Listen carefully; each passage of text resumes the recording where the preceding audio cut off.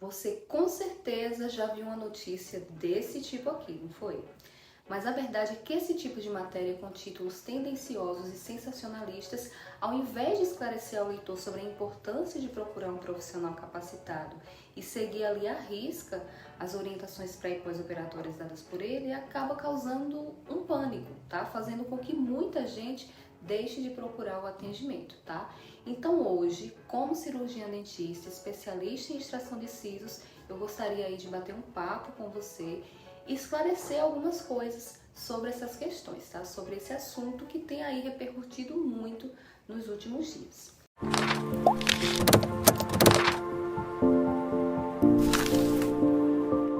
A primeira coisa que eu queria esclarecer é o seguinte: a extração do dente em si não é o principal fator para uma infecção desse tipo se desenvolver, tá? Se manifestar.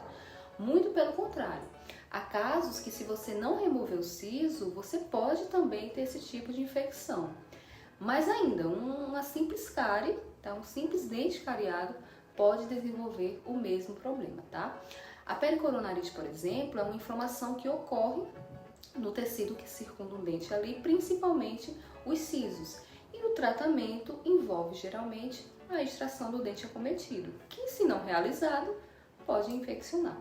Então não é a extração do siso em si que vai levar o paciente à UTI, tá? Então por que algumas pessoas têm infecção na remoção dos sisos? Vamos lá. Muitos são os fatores envolvidos, tá? Que podem variar aí, desde infecções brandas até infecções bastante graves e de caráter emergencial. O tipo de micro-organismo envolvido, a quantidade do patógeno ao redor dos tecidos, a anatomia da região acometida e a condição de saúde dos pacientes são fatores aí determinantes no processo de infecção, tá? Então, qualquer variação negativa desses fatores pode favorecer a progressão da infecção.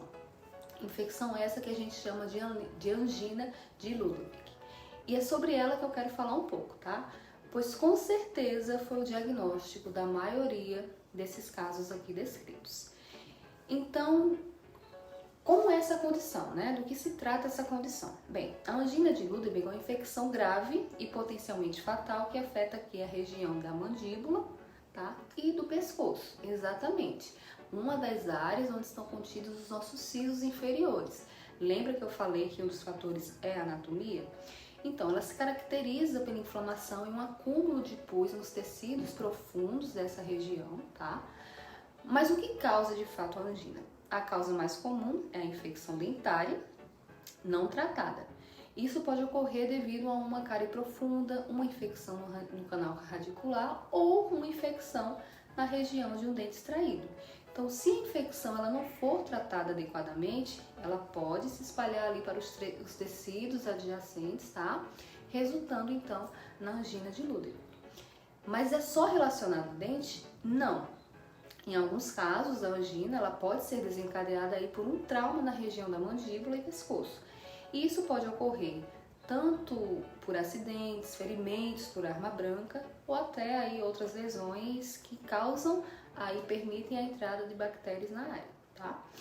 Embora menos comum, outras infecções, né, ali já presente, pode contribuir para o desenvolvimento da angina de Ludwig. Isso inclui o quê? Infecções de glândulas salivares, amidalites, por exemplo, e até mesmo as infecções respiratórias que se espalham aí para os tecidos profundos.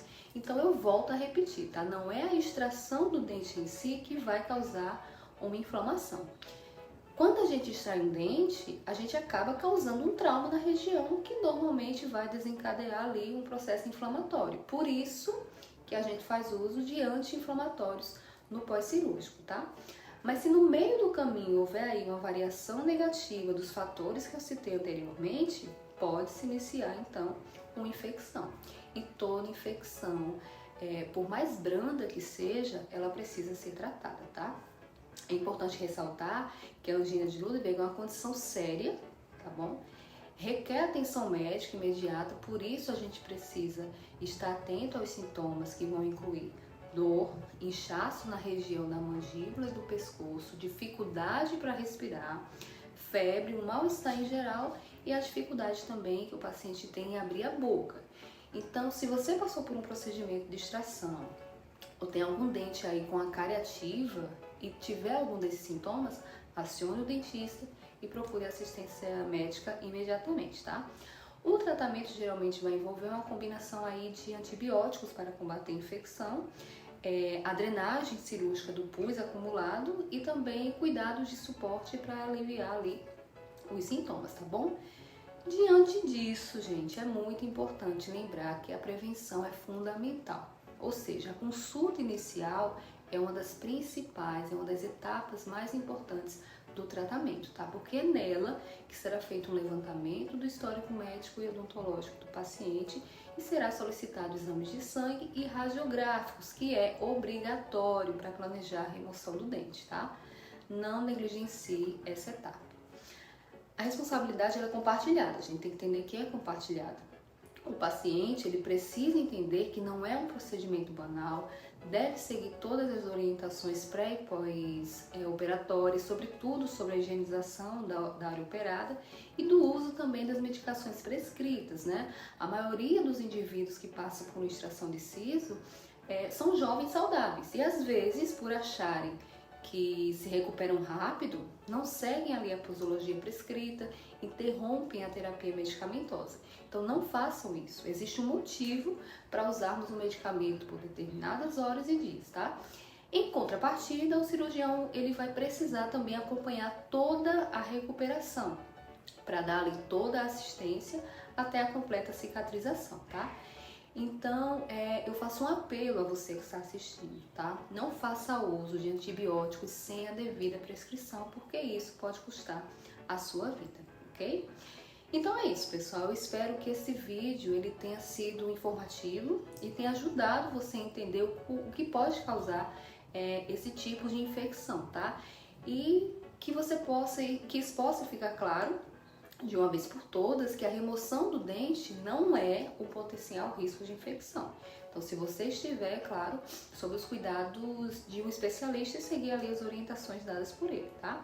Se você tiver alguma dúvida ou quiser compartilhar a sua experiência, deixa aqui um comentário abaixo. Não se esqueça de se inscrever no canal também, tá?